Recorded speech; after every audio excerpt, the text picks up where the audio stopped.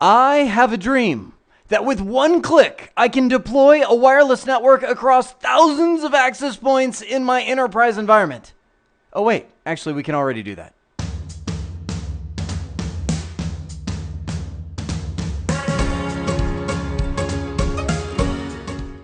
By the time we're done here, we will configure common wireless LAN features like interfaces, wireless LANs, security, and quality of service profiles. So, I would be remiss to not show you what happened after the last video where we were working on the wireless LAN controller. We got it configured through the console port and then bam, it rebooted after the initial setup wizard. And here we are. I want to show you, before we jump into the GUI, which is where everybody lives in the controller world, what it looks like when you log in, because a lot of people are expecting the iOS and it's not that way. I mean, it's kind of that way, but you can see we're in this Cisco controller mode with a little right angle caret. Hit the question mark and you kind of have a very limited set of commands. For instance, the one I'll show you right now is show sysinfo, which shows the information about this, and we can see it reflected based on the configuration that I just did. I've got system name, Jeremy Wireless LAN Controller. There's the IP address that I set during the configuration. It's been running. We just finished the last video 3 minutes, 31 seconds ago when this thing rebooted, and now it's all set to go. So that being said, we can now open a web browser. I'll just grab Firefox right here, and I'll go to 10.16.0.5, which is the IP address we set up just a moment ago, and you can see the interface changes to Cisco Wireless LAN Controller. Side note, Cisco is amazing at creating command line interfaces. Not very good at all at creating graphic interfaces. So if you're expecting something like, wow, that's awesome, wrong vendor. So I'm going to log in here and I'm going to do admin Cisco as the password. That's what we set during the configuration. And you can, now to Cisco's credit, the software that's on this wireless LAN controller is old. It still looks the same, but I got to give them some credit, right? It's old. They at least, I think it's now at least a little more gradient teal in the new version. So you can see right here kind of a graphic interface view. I love how the little dots almost align, but not really with the background dots. But I can see that port 1 is actually green right there. Now again, the GUI doesn't matter. It's the functionality that it provides. First thing worth noting is I see 6 access points are supported on this controller. And as a matter of fact, it has found 2 of them. I wonder where those are. Oh, wait. Right there. The 2 that are plugged into the same switch and are assigned to the same VLAN as that wireless LAN controller. So it's recognized them. And I can actually shoot over here to the wireless and I can see the access points. Look at this. All access points right there. Oh, look at that. Air AP, LAP, that's the lightweight access point, 1142, and blah, blah, blah. That's just the model number that it is. These guys have been running for about 4 hours, which is about when I flip the power switch on my stack of equipment over there. And they've now checked in and are registered. Now, I didn't have to do it. I showed you in the last video the startup process that I went through with the controller, right? That's it. There was nothing more that I did. I plugged in the... Okay. I'll confess. It's with the wireless access points, but when I got them off of my eBay shipping box, right, I plugged them in and held in the little button on the back so that it did a factory reset, but that's it. I mean, there's nothing else I'm not showing you right there. Those wireless access points came in, registered, they're like, hey, reporting for duty. And I'm going to say, welcome, wireless access points. I will absolutely use you. So the first thing I want to show you is how do you get this thing going from an interface perspective? That is, we're not going to go in. I'm using, so let me preface this. There is full-on wireless LAN controller configuration training out there. And so at the CCNA level, at the ground level, Cisco just wanted you to be familiar so that when you get in here, you're not like, oh, what's going on? You can see this interface. You can kind of have a good idea of the direction to go, but know that there are literally thousands of options inside of this controller, and I'm going to give you the high-level view to get us going. The reason I'm saying that is because you can actually go in here and set up full-on tagged interfaces, et cetera, et cetera, et cetera, and I'll show you how to do it. So, for example, let's just say I wanted to set up a tagged interface for our environment. So let's just say VLAN 30. You know, that's my client VLAN right there in Arizona. Let's say I wanted to come in here and say, okay, this is my client's and I'll put VLAN 30 right after there, and I would say, VLAN 30 is the VLAN that I'm going to use. That's where I would say, okay, I'm going to assign this to port number 1, or if I had a lag port configured on this controller where it's binding multiple interfaces together, I would have a virtual port number I'd give it. VLAN, I'd give it an IP address within that VLAN. Let's just say 10.16. Let's just say 4.50. 255, or 254.0. Gateway 10.16.4.1. You give it the DHCP server that it can use for relay if that's what you're going to do, and hit apply. It's saying, hey, warning, we may lose connectivity when we're setting this up. And just like that, I've created my first virtual interface. Now, what's that for? When you go in and set up your wireless network, so remember, the end goal is that we have wireless... My wife just brought me a pumpkin. It's Thanksgiving tomorrow, and I'm recording, and she's like, I baked you a cake. And so literally while I was recording a moment ago, she came in, I'm like, I'm kind of waving like I'm talking, and she slid a pumpkin right there. So what's that interface for? It is for assigning to the wireless network. So, okay, best way, proof is in the pudding. Let's do it. So let's say we want to create a wireless network, right? You can see right here, it has the network. That was the one when we went through the setup wizard, the command line, out-of-box experience. When we factory defaulted the controller, it asked us, what network do you want to create? And I would say, yeah, that's great and all, but, I don't want the network. Let's create a new one. I let go. I have pumpkin stuck in my teeth now. So I'm going to say wireless LAN. Let's just call it Network Ninja, right? And by the way, this is the profile. You can do all kinds of profile settings. And I'm just going to say, the network name, the SSID, Security System Identifier, is going to be the same exact thing. So I'll hit apply, right? And inside of here, this is where you can go through and set up all of your options. First off, is it enabled? Well, yes, I would like it to be enabled. Okay. What else do you want? What interface do you? Oh, there you go. Did that connect a dot for you right there? If not, let me explain. That's the interface that we just created. So if I were to say, I'm going to assign this to the client, parentheses 30, that's just the name I gave it. Anybody that joins this Network Ninja SSID will automatically get all their traffic tagged. Remember, we've got the CAP-WAP tunnel going from the wireless access point to the controller.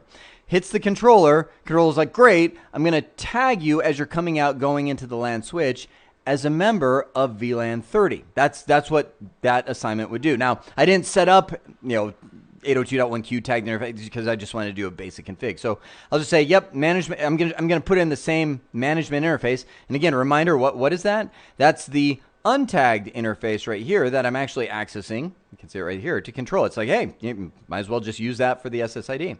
So there's our Network Ninja.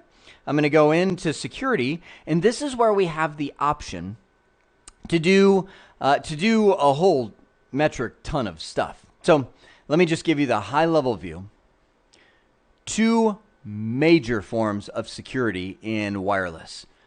PSK, that's pre-shared key. That's what most people use in their houses and small businesses, right? That's where you're like, okay, you probably have it, right? The secret code to my wireless network is 5 1s, 5 5s, right? So type that in, and you type in all your devices, right? Well, that's great for your house because you're not going to fire yourself, right?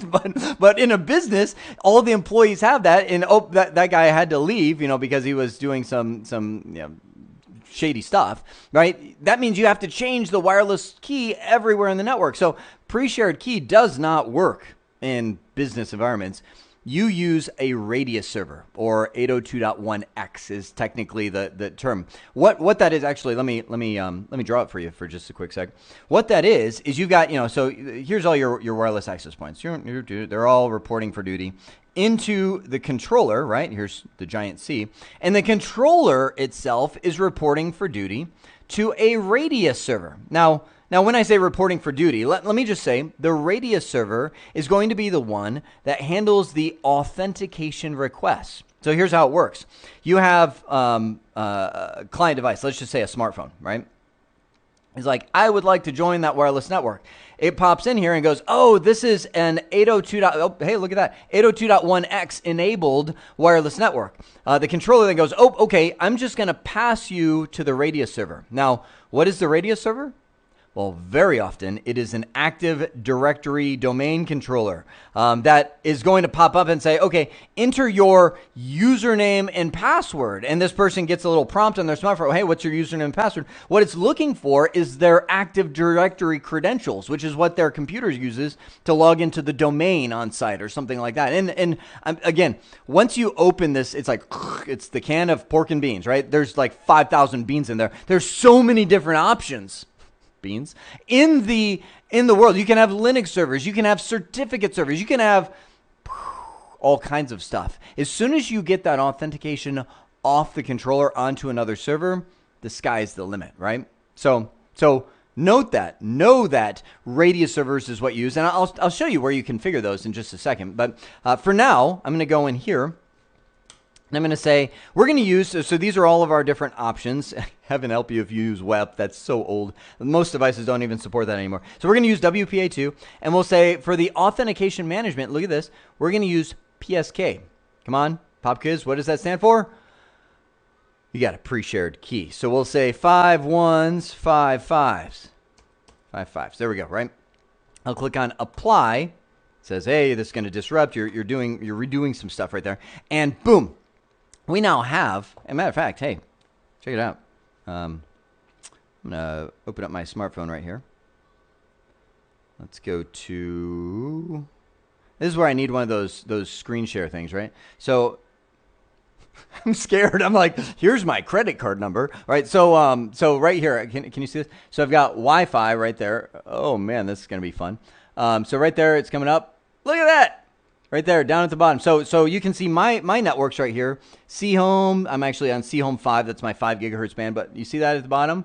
Oh, Network Ninja, as well as The Network. That's the one that we walked through. Available to join if we go, hey, let me join Network Ninja. What's your passcode? I'll come up here, 5 1s, 5 5. Join. Ta-da! I have joined the Network Ninja. So, Back to the controller. Oh, but wait, I can't just go back. Hey, look at Network Ninja, joined. I'll go to a little thing. It's like, ta-da, you've received a 10.16. Well, check out that. Get a little donut going on there. 10.16.0.127 from the DHCP server. Oh, that's so good. So, wait a second. Can I see that in the controller? Uh-huh.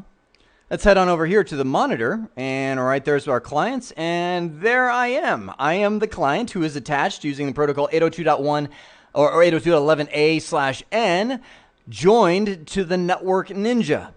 This is so great. I mean, think about that. We have, in a matter of seconds, we've got 2 wireless access points, glowing blue. There's a blue glow. Hey, I just need you to be there with me. Look at this. It's glowing blue. That's how I know it's configured. It's working.